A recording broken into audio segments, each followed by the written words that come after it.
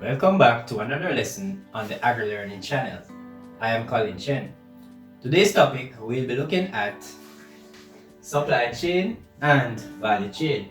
Supply chain and value chain both are related to the business side of farming. I already done a lesson on the business side of farming, factors of production. If you wish to see that lesson, I'll leave a link in the description below. Let us now move to the objectives of today's lesson. The objectives of the lesson are 1. To define supply chain. 2. To list the different business units that are found in the supply chain and briefly explain them. 3. To show and explain a diagram of the supply chain. 4. To explain the importance of supply chain to businesses. 5. To define value chain. 6. To show a diagram of the value chain and explain it. And 7. To state and explain the importance of the value chain to the supply chain and businesses. Definition of the supply chain. The supply chain is simply the movement of goods from the supplier to the consumer. Now basically, the supplier is the seller. The consumer are the user of the goods. Say for example, you're a cabbage farmer and you supply the school canteen, but you are 5 miles from the school canteen. How would your goods get to the school canteen? Well, you need a vehicle, some form of transport. After those goods or cabbages reach the school canteen, which is the retailer, would basically supply those cabbages to the teachers and the students, who would finally be the consumers. Now let us look at that example in a concept map. Now this is the concept map of the example that was mentioned. You have the farm, which is the supplier that produces the cabbage. That cabbage moves via a vehicle to the school canteen, which is the retailer, and then those cabbages were finally consumed by the students and the teachers. The point is, let us go back to the definition of the supply chain. The supply chain is simply the movement of goods from the supplier to the consumer. However, if you notice from the concept map, the cabbages, they move through different business units. So those business units were the farm, the vehicle, or the transport system, the school canteen, which is a retailer, and then finally to the students. Hence, that is how we derive the name supply chain, because goods are supplied through different units to the consumer, and that is why we come up with the term supply chain. Let us now look at some other examples of business units that are in the supply chain. Alright, so this is a table showing the different business units in a supply chain. So 1, we have raw material procurement. 2, supplier. 3, manufacturer or factories. 4, distributor. 5, retailer. And 6, consumer. In between each of these business units, we also have the distribution logistic, the traveling or transportation of the goods. Alright, so this is a whole picture of a number of business units that are involved in a simple supply chain. Let us now look at these business units in another concept map. Now, this is the example of the concept map showing the different business units. You have the raw material procurement. Now it goes moving from here to the supplier, then from the supplier to the manufacturer or the factories, then to the distributor, and then finally from the distributor to the retailer, and then finally to the consumer. Now each of these units, we refer to those as business units. Now each of them have their own operation, and in order for the goods to move from one to the next, you have different management teams that each individual has to speak with and also you need a transport system to get the goods from one point to the next. Also, when reading the concept map, also remember that the arrow shows the movement of the goods. In order to understand the definition of the supply chain better, let us further define all the keywords in the definition. Keywords. Number 1, supply. This is the amount of goods a producer is willing to put on the market for a given price. The person who normally supply is the seller. So the supplier is normally a seller, and the seller always sells in order to make a profit. Please remember profit. Number 2, chain. A chain is a group of links or units. Number 3, goods. Goods are the tangible produce or products. Tangible means something you can touch or hold. Number 4, suppliers. Suppliers are the persons who sell the goods. Number 5, consumers. Consumers are the final users of the goods. And 6, business units. Business units are the different economic activities in an industry. Another important question is, who are the main players in the supply chain? The answer to that question is the management team of the business. In other words, the entrepreneur in the different business units, such as the marketing manager, human resource managers, operation managers, supervisors, etc. Definition of the value chain. Value chain is the movement of goods and services from the suppliers or the different business units to the consumers, with the main intention of satisfying the consumer while making a profit. So value chain, the important thing about value chain is satisfying the consumer, and of course, while doing that, the supplier intention is to make a profit. And of course, the profit is the surplus that remains after the deduction of the cost price from the selling price. So that's the profit. If the consumers are not satisfied, they may stop buying your product and start buying from someone else. Let us now delve deeper into the definition of value chain. The question is, how do the management teams of the different business units add value to their products? Well, the answer to that question is they use different strategies. Some of these strategies are: 1. Constant communication with business partners. Say for example, you supply chicken meat to a restaurant. Do not wait until one day before slaughtering, you inform your buyer. Remind him 1 week, 2 weeks, or even 3 weeks before you slaughter chickens.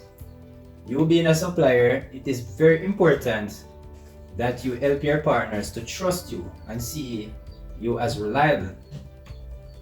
You will have a more secure market. Also, if you are not going to be able to supply your customers, inform them 1 week, 2 weeks, or even 3 weeks before their regular buying time. Constant communication will definitely convince your customers to trust you and continue to purchase from you. Number 2, the use of technology where necessary. Technology makes production, distribution, procurement of materials, communication, and even record keeping efficient.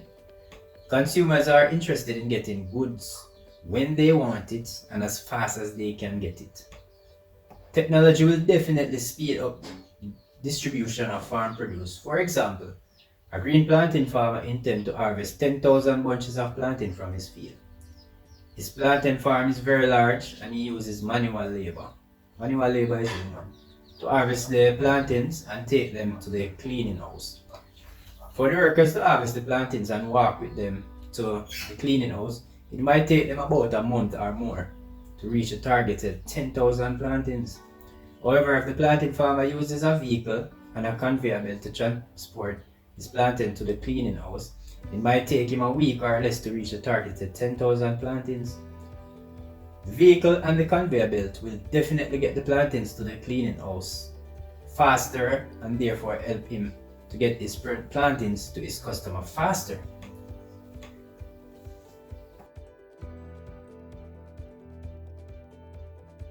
Number 3, constant research of what goods the consumer wants and how they want them.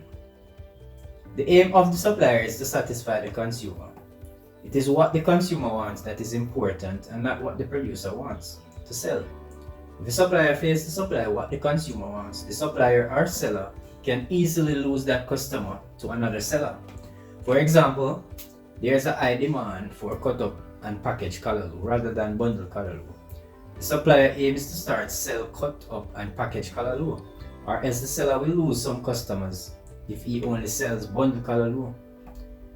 To keep in business, it is important that the seller keep a constant study of what goods and services consumers want and then try to meet their needs. Number 4, good negotiation skills. Suppliers have to buy raw materials and also have to transport their products. They always will be in communication with raw material business units. It is important that they have good negotiation skills so they can get durable raw materials at the lowest possible price. Consumers will not buy certain goods if it is so expensive.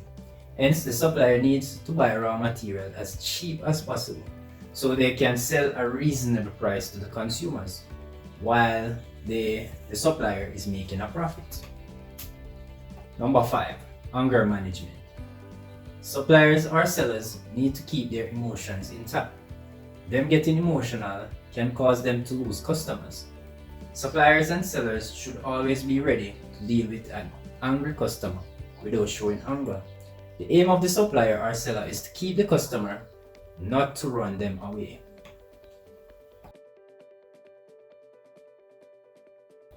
Number 6, marketing, which is packaging and labeling. Marketing is all the strategies that the supplier or seller will use to get his or her goods sold. In short, it is how the supplier will sell his or her goods. 2 common and necessary marketing skills are packaging and labeling.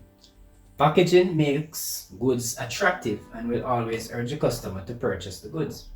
Also, packaging offers good protection of goods and will allow the customer to feel secure knowing that their goods are well protected, especially during the delivery process. Labeling is the provision of basic information about the goods being sold and its supplier. For example, the ingredients of the product, date prepared, expiry date, supplier's address, the weight of the goods, etc. Of course, the customer will feel safe purchasing goods provided that they have the basic information rather than if they know nothing about the product or supplier. Marketing is very effective in getting goods sold.